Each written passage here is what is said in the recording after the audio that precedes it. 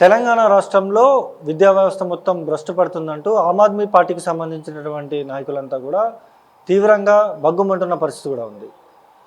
తెలంగాణలో ఉన్నటువంటి స్కూల్స్ కావచ్చు, లేకపోతే కాలేజీలు కావచ్చు, మొదలై దాదాపు వారం గడుస్తుంది. ఫీజుల విషయంలో ఎక్కడికక్కడ విపరీతంగా దండుకుంటున్నారు. దీనికి సంబంధించి తెలంగాణ ప్రభుత్వం అసలు మొద్దు నిద్ర వీడాలంటూ కూడా ఇప్పటికే ఆమ్ ఆద్మీ పార్టీకి సంబంధించినటువంటి నాయకులు కూడా తీవ్రంగా కూడా ప్రశ్నిస్తున్న పరిస్థితి కూడా ఉంది. దీనికి సంబంధించి మాట్లాడే ప్రయత్నం చేద్దాం. నాతో పాటు హేమా జిల్లోజులు గారు ఉన్నారు. చెప్పండి అక్క, ఎట్లా చూస్తారు? ఇప్పుడు తెలంగాణ రాష్ట్రంలో స్కూల్స్ స్టార్ట్ అయ్యి దాదాపు వారం రోజులు గడుస్తుంది. ఎల్కేజీ యూకేజీకి కావచ్చు, లేకపోతే ఇంటర్మీడియట్కి కావచ్చు, విపరీతంగా ఫీజులు దండుకుంటున్నారంటూ కూడా మెన్సే మాట్లాడారు. ఎందుకు ప్రభుత్వాలు ఎట్లా చేస్తున్నాయంటే ఏం సమాధానం చెప్తారు? ఇప్పుడు ఎక్కడికక్కడ చాలామంది ఇది విద్యార్థుల తల్లిదండ్రులు, పేరెంట్స్ అందరూ చుట్టుపక్కల వాళ్ళు కానీ డిస్టిక్ల నుంచి కూడా కాల్స్ వస్తున్నాయి. ఫీజులు అనేది ఇప్పుడు మీ పార్టీ వచ్చేసి హెల్త్ ఎడ్యుకేషన్ అనేది ట్యాక్స్లకి ఇంప్లిమెంటేషన్ చేసింది, కానీ మరి ఇక్కడ ఎందుకు చేయట్లేదు? కొంచెం మీరు మాట్లాడాలన్నట్టుగా కూడా కాల్స్ వచ్చినాయి. సో దాని విషయంలోనే మనం కలెక్టర్ గారికి ఈరోజు ఇక్కడ హైదరాబాద్లో డిఓ గారికి డిస్టిక్లలో కూడా మనం ఇవ్వడం జరిగింది. సో నేను ఒకటే అడుగుతున్నాను, సీఎం అయినది ఎందుకు? మన ట్యాక్స్లకు వచ్చేసి మనకు బెనిఫిట్స్ ఇవ్వాలి. హెల్త్ ఎడ్యుకేషన్ అనేది మోస్ట్ ఇంపార్టెంట్ థింగ్. అది మన రాజ్యాంగంలో మనకి ఇవ్వాల్సిన, అది కామన్ విద్య అనేది, వైద్యం అనేది ఇవ్వాల్సిన బాధ్యత. అది దాన్ని ఇవ్వకుండా ఎందుకు వచ్చేసి విద్యాశాఖ మంత్రి అనేది ఈయన దగ్గరనే ఇంకా పెట్టుకుంటున్నాడు. ఇప్పుడు ఈరోజు నేటి బాలలే రేపటి పౌరులు అంటారు. మరి ఆ పౌరులు చక్కదారిలో పోవాలి, నీకు ఎడ్యుకేషన్ అనేది కరెక్ట్గా ఉండాలి కదా. ఇంజన్ లేకపోతే బండి ఎలా పోతుంది? ఇప్పుడు విద్యాశాఖ మంత్రి ఉంటేనే కదా వచ్చేసి ఇక్కడ ఫీజులు ఇంతగానం దండుకుంటున్నారంటే ఎవరు చూస్తున్నారు దీని మీద? ముఖ్యమంత్రి గారికేమో మొత్తం కబ్జాల దాంట్లోనే ఎక్కడెక్కడ భూములు గుంజుకుందామా అనే దాంట్లో బిజీగా ఉన్నాడు. మరి దానికి ఒక ఎడ్యుకేషన్ మినిస్టర్ నియమించి ఏమవుతుంది? ఇప్పటిదాకా 2.5 సంవత్సరాలకి 3వ సంవత్సరానికి ఎంటర్ అయినాం. అయినా కానీ ఇప్పటికీ ఎడ్యుకేషన్ వచ్చేసి ఫీజులు ఉన్నాయి, కనీసం మౌలిక వసతులు కూడా లేవు అని చెప్తున్నారు. బాత్రూమ్లు ఉండట్లేదు, ఫర్ ఎగ్జాంపుల్ మంచినీళ్ళు ఉండట్లేదు, ఏంటిది మధ్యాహ్న భోజనానికి ప్రాబ్లం ఉన్నాయి. ఇప్పుడు వర్షాకాలం శిథిలావస్థ ఉండి కూలిపోయి రేపు పొద్దున విద్యార్థులు చనిపోతే ఎవరి మీద వస్తుంది? మరి ఎందుకు ఈయన బాధ్యతగా రహితంగా ఎందుకు నడుచుకుంటున్నాడు? ఈ రోజున నేను ముఖ్యమంత్రిని, మా ట్యాక్స్లు వచ్చేసి మేము కడుతుంటాం, మీరు వచ్చేసి పదవులు తీసుకొని జీతాలు తీసుకొని మాకు జీతగాళ్ళగా ఉండమని వేసిరు ప్రజలు. కానీ ఈ రోజున మీరేం చేస్తారు? ప్రైవేట్ స్కూళ్ళని తీసుకొస్తున్నారు. ఇప్పుడు చూసుకుంటే బయట నుంచి కూడా ప్రైవేట్ స్కూల్లో వచ్చి ఇక్కడ పెట్టుకుంటున్నారు. అంటే ఈరోజు ప్రైవేటీకరణ దాని మీద దండుకోవడంలో ఈజీగా ఉంది. దాంట్లో మాకు కమిషన్లు వస్తున్నాయని చెప్పేసి ముఖ్యమంత్రి గారు చూస్తున్నారా? అంటే పార్టీ అనేది, కాంగ్రెస్ పార్టీ ఎంతసేపు వచ్చేసి దండుకునే దాంట్లో దండుపాలెం బ్యాచ్ లాగా దేంట్లో పడితే దాంట్లో దండుకున్నాం అనే దాంట్లో చూస్తున్నారా? ఇదేనా మీరు ఎడ్యుకేషన్ అనే దాంట్లో ఇవ్వాల్సిన బాధ్యత ఉన్నది. ఆ ఇవ్వకుండా ఈరోజు కూడా ప్రభుత్వ కాలేజీలు, ప్రభుత్వ స్కూళ్ళను ఎంకరేజ్ చేసుకుంటా ఎన్నో, మీరు దగ్గర ఇప్పటిదాకా వచ్చేసి 5,000 స్కూళ్ళకు పైగా మూతపడ్డాయి. మీరు వచ్చినప్పుడు ముఖ్యమంత్రిగా ఉన్నప్పుడు, అరే పలానా ముఖ్యమంత్రి ఇన్ని రకాలుగా స్కూళ్ళను ఓపెన్ చేసిండు, దాన్ని డెవలప్ చేసిండు అనే ఒక పేరు రావాలి. కానీ మొత్తం మూసేసుకుంటూ వచ్చిండు, ప్రైవేట్ స్కూల్ తెరిచిండు, గవర్నమెంట్ని మూసేసిండు అనే దాంట్లో తీసుకొచ్చుకుంటారు. దీనికి ఫస్ట్ ఆఫ్ ఆల్ సిగ్గుండాలి ఈయనకి. అది కనీసం వచ్చేసి పక్క రాష్ట్రాన్ని చూసి నేర్చుకోరాదు? నువ్వు ఎట్లాగో ముందే వచ్చినావు కదా, 3 సంవత్సరాలుగా అవుతుంది, ఇప్పుడే వచ్చిండు, 2 నెలలు కూడా కాలేదు. అయినా కూడా ఎడ్యుకేషన్ మీద ఎంత ఫీజు ఉండాలా, ఏ విధంగా ఉండాలని చెప్పేసి ఒక లిస్ట్ రాసేసి బోర్డులు పెట్టిండు. ఇంతవరకే ఉండాలి, జనాలను నడ్డి విరవద్దు అన్నట్టుగా.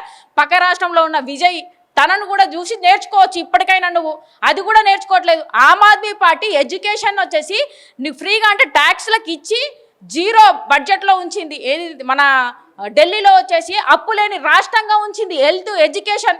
అక్కడి నుంచి నేర్చుకో. ఆల్రెడీ చెప్పినావు కదా, ఆమ్ ఆద్మీ పార్టీ కేజ్రీవాల్ గారిని చూసి నేను నేర్చుకుంటున్నాను, మళ్ళీ ఒకసారి నేను ముఖ్యమంత్రిని అవ్వాలి అని అన్నావు. మరి ఏడ నేర్చుకుంటున్నావు? నీకు తెలియకపోతే మా సార్ దగ్గరికి వెళ్ళమని చెప్పండి, వెళ్తే తెలుస్తుంది ఎడ్యుకేషన్ మీద ఎలా చేయాలి, విద్యా సంస్థలను ఎలా పరిపాలించాలి, దాని మీద ఎంత బడ్జెట్ పెట్టాలి, ఎలా నేర్చుకోమని చెప్పండి. ఇది కూడా నేర్చుకోడు. ఇప్పటికీ నేను ఒకటే చెప్తున్నా, ఈ స్కూల్లో వచ్చేసి ఫీజుల రూపంలో, డ్రెస్సుల రూపంలో, లాస్ట్కు షూలు అని చెప్పేసి చిన్న విషయాల మీద దోచుకుంటున్నారు. ఈ దోపిడీ ఆపాలి అంటే నేను ప్రజలందరికీ ఒకటే రిక్వెస్ట్ చేస్తున్నా. 1 సంవత్సరం మనది కష్టమైన, లాక్డౌన్లో కూడా కష్టమైంది కదా, చదువుకోవడం ఆన్లైన్లో చదువుకున్నాం, అదేవిధంగా చదువుకుందాం. లేదంటే 1 సంవత్సరం నష్టం అవుతుందేమో.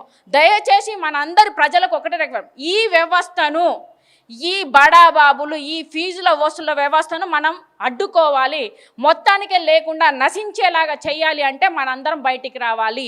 బయటికి వచ్చేసి ప్రభుత్వ స్కూళ్ళు కావాలి, ప్రైవేట్ స్కూళ్ళు వద్దు అన్నట్టుగా మనం అందరం ధర్నాలు చేయాలి. మీకు తెలియకపోతే ఆమ్ ఆద్మీ పార్టీ వచ్చేసి ఎడ్యుకేషన్ వచ్చేసి ఇంప్లిమెంటేషన్ చేసింది. గూగుల్లో చూసుకున్నా కూడా మీకు తెలుస్తుంది.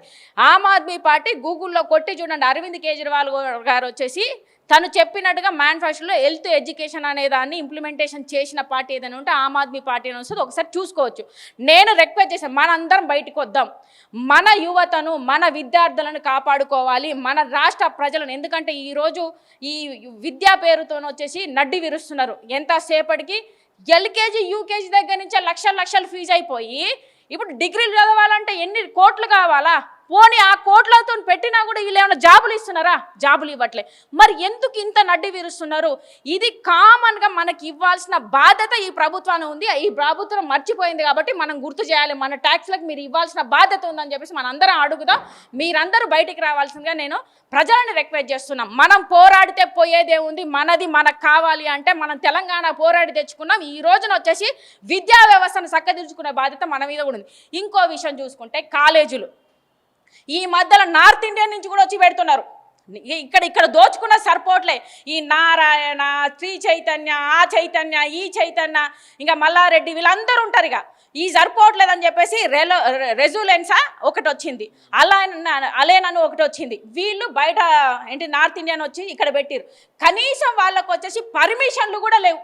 పర్మిషన్ లేకుండా వాళ్ళు విద్యా సంస్థలు నడిపిస్తున్నారంటే ఈ రోజున అసలు మన విద్యా వ్యవస్థ ఎక్కడికి పోతుంది? ఈరోజు తెలంగాణని దోచుకోవడానికే వస్తున్నారా ఎక్కడ పడతా? అంటే ఈ రేవంత్ రెడ్డి చేతగాని వ్యవస్థ ఉన్నది. రేవంత్ రెడ్డి విద్యాశాఖ మినిస్టర్ని పెట్టలేదు. నువ్వు ఎంతైనా పెట్టుకోరా, ఏమైనా నువ్వు దోచుకో మా తెలంగాణ ప్రజలని, నాకు కొంచెం ఈ సగ భాగం అనేటప్పుడు అందుకే చెప్తున్నావు కాబట్టి నార్త్ ఇండియా నుంచి కూడా వచ్చి పెడుతున్నారా? ఈ రోజు అదేనా మీరు చేసేది? అంటే విద్యా వ్యవస్థను దోచుకోవడము, దండుపాలెం బ్యాచ్ లాగా ఏ విషయంలో అయినా దోచుకోవడానికి ప్రయత్నం చేస్తాం. ఒకటి మేము ఫస్ట్ డిమాండ్ చేస్తున్నాం ఆమ్ ఆద్మీ పార్టీ నుంచి, ఏదైతే వచ్చేసి జీవోలు ఏవైతే ఉన్నాయో మామూలుగా ఏంటి మనకి దానికంటే నామ్స్ ఉంటాయి. ఆ నామ్స్ ప్రకారం వచ్చేసి ఈ విద్యా వ్యవస్థలు నడవని అన్నింటినీ వచ్చేసి మీరు చెకింగ్లు చేయాల్సిందే. మీరు వాటిని అన్నింటినీ రద్దు చేయాలి. ఆ రద్దు చేసేదాకా ఆమ్ ఆద్మీ పార్టీ మాత్రం ఖచ్చితంగా ఇప్పుడు ఈసారి విద్య మీద 100% మీరు ఇచ్చేదాకా పోరాడుతుందని చెప్పేసి మేము చెప్తున్నాం. ఇంకొక విషయం, ఫస్ట్ ఆఫ్ ఆల్ ఎడ్యుకేషన్ మినిస్టర్ని నువ్వు నియమించు, లేకపోతే రాజీనామా చేయి. సీఎంగా కూడా నువ్వు పనికిరావు. ఎందుకంటే ఈ రోజున ప్రభుత్వం వచ్చి 3 సంవత్సరాలు అయినప్పటికీ కామన్గా ఉండే చిన్న విషయాలను కూడా చేయలేని పొజిషన్లో ఉన్నప్పుడు నీకు అర్హత లేదు అని చెప్పాలా. పక్క రాష్ట్రాలు వచ్చేసి మన వాళ్ళని వచ్చేసి ఇట్లా గుంజుకొని పోతూ ఉంటారు, అరెస్టులు చేస్తూ ఉంటారు మాట్లాడిన వాళ్ళని. ఈరోజు మాట్లాడకుండా చేయాల్సిన అంటే ఏదైతే నిజం మాట్లాడితే వాళ్ళని అరెస్టులు చేసుకుంటా అంటే వాళ్ళు వచ్చేసి వాళ్ళ రెస్పాన్సిబిలిటీ అంటారా, వాళ్ళ ఏదంటే వాళ్ళు నెరవేరుస్తున్నారు. నువ్వెందుకు ఈరోజు ఇక్కడ వచ్చేసి నువ్వు చేయాల్సిన పనులు పక్కోడు చేస్తున్నాడు? పక్క రాష్ట్రంలో కూడా ఒక సీఎం కొత్తగా కూడా తను ప్రజల కోసం ఇన్ని ఇంప్లిమెంటేషన్ తీసుకొస్తున్నాడు. నువ్వెందుకు చేయలేకపోతున్నావు అంటే నీకు చేత కాదు పరిపాలన కాబట్టి నువ్వు రాజీనామా చేయమని చెప్పేసి అడుగుతున్నాము. దయచేసి ప్రజలందరూ నేను ఒక్కటే అడుగుతున్నా, మనం ఈరోజు విద్యా వ్యవస్థ మీద మనం దోపిడీదారుల మనల్ని దోచుకుంటున్నారు, వాళ్ళు దోపిడీదారులు అవుతున్నారు. కాబట్టి ఈ దోపిడీని మనమే ఎంకరేజ్ చేస్తున్నట్టుగా ఉంది. దీన్ని ఆపాలి అంటే ఫస్ట్ మనం బయటికి రావాలి. ఇలాంటి అలయన్స్ కానీ ముఖ్యంగా నేను ఎందుకంటే వాటి మీద కంప్లైంట్స్ వచ్చినాయి. సో అలయన్స్ అనేది ఒకటి, రెజోలెన్స్ అని చెప్పేసి వాటి కాలేజీల మీద వాళ్ళు కాల్స్ కూడా చేస్తున్నారు. ఈ విధంగా ఇక్కడ వచ్చేసి అసలు పర్మిషన్స్ కూడా లేని వాటిని కూడా నడిపిస్తున్నారు. ఈ విధంగా చేస్తున్నారు. First of all alliance and resilience అనే దాని మీద మీరు ఎంక్వైరీ పెట్టాలి. ఆ సమస్యలను వచ్చేసి ఆ కాలేజీలను లేకుండా చేయాలి. ఈ రోజున వచ్చేసి ఆ కాలేజీల వల్ల మన విద్యార్థుల భవిష్యత్తు మొత్తానికే దెబ్బతింటుంది. ఎందుకంటే ఒక పర్మిషన్ లేకుండా నడుపుతున్నారు అంటే ఆ విద్యా వ్యవస్థ ఎలా ఉంటుంది, టీచర్లు ఎలా ఉంటారు, అసలు ఏం జరుగుతుంది దాంట్లో. ఇంకొక విషయం చూసుకుంటే ఎక్కడ చూసినా కాలేజీల దగ్గర పిల్లగాళ్ళను వచ్చేసి గాంజాయిలకు పాన్ షాపులు ఎందుకు ఓపెన్ చేసిన, అసలుకి కాలేజీ దగ్గరలో పాన్ షాపులు కానీ ఈ బార్ షాపులు కానీ ఉండకూడదు కదా. అది మన హైదరాబాద్ సిటీలో కూడా వచ్చేసి మెయిన్ రోడ్లకి ఫర్లాంగ్ అంటే ఒక సర్టన్ రూల్స్ అండ్ రెగ్యులేషన్స్ ఉన్నాయి, అవన్నీ అక్కడ ఉండాలి. మరి పాన్ షాపులలో ఒక్క పోట్లాలు దొరికినట్టు ఎందుకు వచ్చేసి పాన్ షాపులలో వచ్చేసి గంజాయిలు అమ్మేసి పిల్లలకు ఎందుకు అలవాటు చేస్తున్నారు? అంటే ఈ రోజును యువతను పక్కదో పట్టించుకుంటూ మీరు దీని గాంజాయిలకి మత్తు పదార్థాలకు అలవాటు అయిపోయి మీరు దేశాన్ని పక్కదోవన పట్టాలి, మేము దోచుకోవాలి అన్నట్టుగా ఈ రోజు రేవంత్ రెడ్డి చేస్తున్నాడా? అందుకే విద్యాశాఖ మంత్రి ఈయన దగ్గర పెట్టుకున్నాడా? ఇదేనా ఈ వ్యవస్థ నడిపేయడానికి నీకు ఓట్లేసిరా జనాలు? ఈ రోజున వచ్చేసి కనీసం తెలంగాణకు కూడా అరుడే కాదు, తెలంగాణ కోసం పోరాడలే. నీకు ఈ రోజు నీకు ముఖ్యమంత్రి పదవిని ఇచ్చి ఈ రోజు తెలంగాణ ప్రజలు వచ్చేసి ముప్పు తిప్పలు పడి అరే ఎందుకురా వీడిని తెచ్చినాము, ఎందుకురా ఈయన కోట్లేసినాము ఎన్నో వీడియోలలో కూడా విన్నాం మనం. ఎక్కడికక్కడ వ్యవస్థ అనేది సర్వనాశనం అయిపోయింది. తెలంగాణకు ఈ ముఖ్యమంత్రి బస్టు పట్టించినట్టుగా వచ్చిండు, మనం తెచ్చుకొని మనమే సర్వనాశనం అవుతున్నాం అని చెప్పేసి జనాలు మాట్లాడుతున్నారు.